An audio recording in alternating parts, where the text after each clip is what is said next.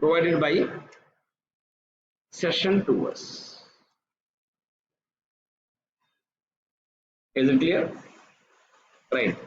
देखिए अब इस सेशन ने हमें बहुत सारे इनबिल्ट मेथड दिए। क्या क्या मेथड्स हैं? Like as wide, save. अभी आप यहाँ आइए, सेशन के ऊपर यहाँ क्लिक कीजिए, ये इंटरफेस है यहाँ। जस्ट वेट, इसमें बहुत मेथड मिलेंगे आपको। एक फ्लश है, बट हमें जो जो चाहिए वो बताता हूँ। सेव सबसे पहले, सेव इसका रिटर्न टाइप क्या है? सीरियलाइजेबल। इसका मतलब क्या है? जब भी ये रिकॉर्ड डेटाबेस में जाता होगा तो इनक्रिप्ट करके भेजा होगा। देखिए मैं आपको बताता हूँ। उसके बाद सेव, राइट, यहाँ डायरेक्ट टेबल का नाम और ऑब्जेक्ट का नाम भी जा सकता है। सेव और अपडेट, हम कुछ इनबिल्ट मेथड देखेंगे। देखिए जैसे ये जो मेथड है इसका रिटर्न टाइप क्या है? सीरियलाइजेबल। बताया था मैंने कोर जावा में। सेव क्या है? Object. This method can store your Java object as a row in a database table, right. Means create a new record, means create a क्या? New record in a database table internally. उसके बाद वाइड, save और update, ये method है। इसका purpose क्या है? याद रखिए, this method can store the, or this method can create a new record in database table or new row in a database table if not exist, and if exist then update it. देखिए ये क्या करेगा? नया record create करेगा। अगर नहीं होगा तो टेबल में, अगर होगा टेबल में तो क्या करेगा? अपडेट करता है। वैसे इसके पास और एक मेथड है, डिलीट है, अपडेट है, लोड है। देखिए जैसे अगर आप यहाँ पे आते हैं, you can write here delete. देखिए प्रोसेस भी मेथड है, मैं डिफरेंसेस बताऊंगा आपको। ये क्या है? Delete.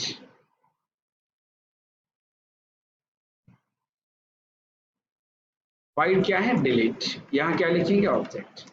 This method can delete row from a database table by matching primary key from a object. उसके बाद में और एक मेथड, अपडेट नाम की मेथड है। देखिए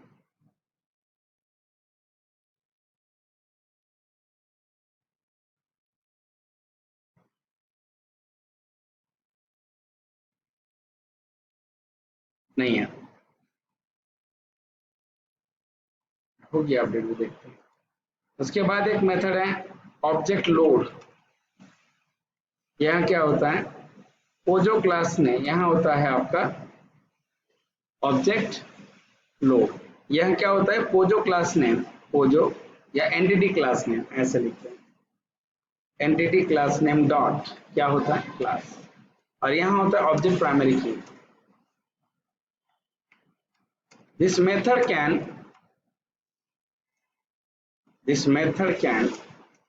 fetch data from a database table using primary key value.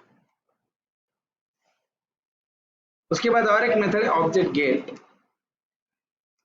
ये भी सेम है, entity class name dot class, और यहाँ होता है ऑब्जेक्ट प्राइमरी की।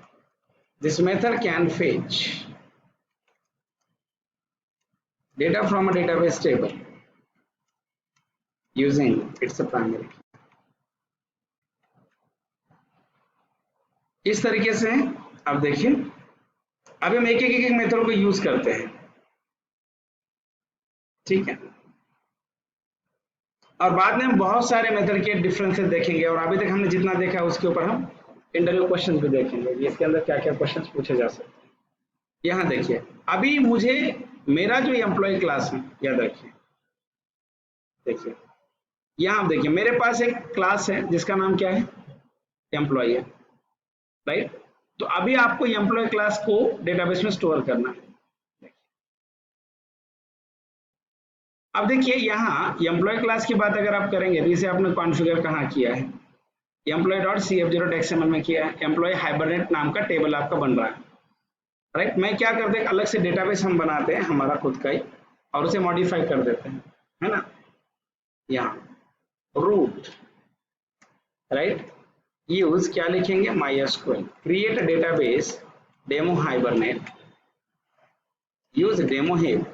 अब देखिए डेटाबेस के कोडिंग में भी चेंज करते हैं, यहाँ हाइबरनेट और CFG में आइए, यहाँ मैंने मेरा डेटाबेस क्या दिया था, MySQL, अभी क्या देंगे, यूज हिब, बराबर ना, क्योंकि अभी हमने हमारा यूजर डिफाइंड डेटाबेस क्रिएट किया है। क्या नाम है उस डेटाबेस का, यूज हिब। अभी आपको क्या करना है, देखिए बाद में लगा मैं एक डायग्राम निकाल के पूरा समझाता हूँ। आपको अभी क्या करना है, अभी आपको यहाँ पे आना है, किसका ऑब्जेक्ट बनाना है, क्या है, हाँ ओके सॉरी गलत किया, क्या डेटाबेस का नाम क्या दिया हमने, demo hip, sorry sorry sorry sorry, और यहाँ क्या दिया, यूज हिप, तो यहाँ क्या चाहिए, सॉरी है ना, गलती से डेमो हिप। फाइल को क्या करेंगे आप, सेव ऑल, फिनिश। अब आपको डाव आप में आना है और आपको यहाँ पे ऐसा लिखना है, एम्प्लॉय ऑफ ई इक्वल्स, क्या लिखेंगे आप, new of employ, E dot set id of 1, e dot set name of Ram, e dot set salary of 10,000। और अभी आप लिखिए session dot save of e t dot commit session dot close save all।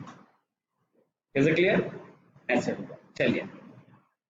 अभी अगर आप यहां पे आते हैं, अभी आप इसको रन कीजिए, राइट क्लिक, रन एज, क्या करेंगे, जावा एप्लीकेशंस। मैं आपको पूरा पेंट में एक बार पूरा एक्सप्लेन करता हूं, पहले देखते हैं कोड रन हो रहा है नहीं हो रहा है, that is very more important. यहां पर ये देखिए,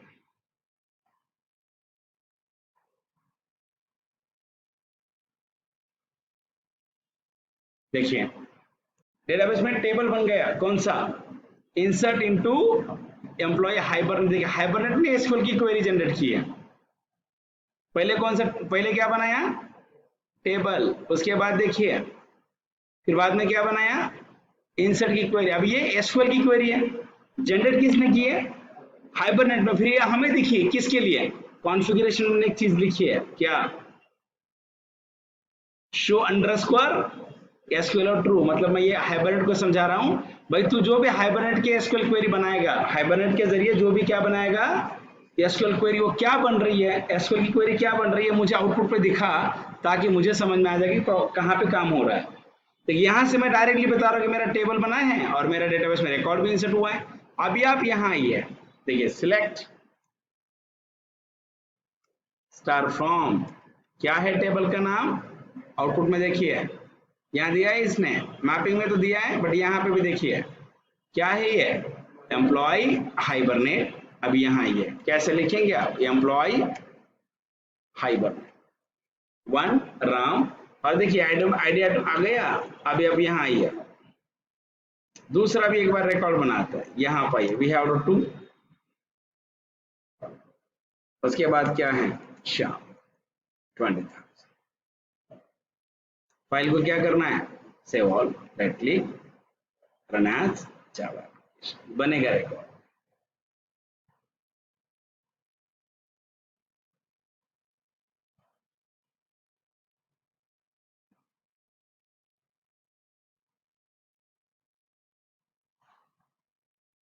देखिए अभी सेकेंड टाइम, देखिए सेकेंड टाइम टेबल क्रिएशन की कमांड आई है क्या, नहीं, पहली बार देखी थी, अभी नहीं आई है। इसका मतलब बताता हूँ, आपने ये कमांड लिखी है, कौन सा, SBM to DDL auto, क्या लिखा है, अपडेट। तो मैंने आपको इसके डिस्क्रिप्शन में क्या बताया था, अपडेट इसका मतलब होता है भाई अगर टेबल नहीं है तो टेबल बनाओ, अगर है तो उसे क्या करो, अपडेट करो। तो सेकंड, पहली बार जब टेबल नहीं था तो टेबल की क्वेरी रन हो गई थी, अभी टेबल है तो दोबारा क्रिएट टेबल होगा क्या, नहीं, इसीलिए देखिए अभी सेकंड रिकॉर्ड सिर्फ इंसर्ट हुआ है।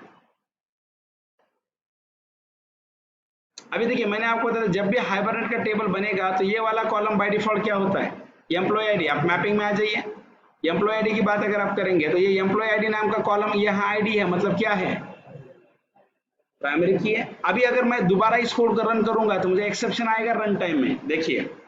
और एक्सेप्शन क्यों आएगा ये भी मैं आपको, कॉन्फ़िगरेशन समझ में आ रहा है ना आपको, यहाँ देखिए अभी एक्सेप्शन रेज होगा, जस्ट वेट।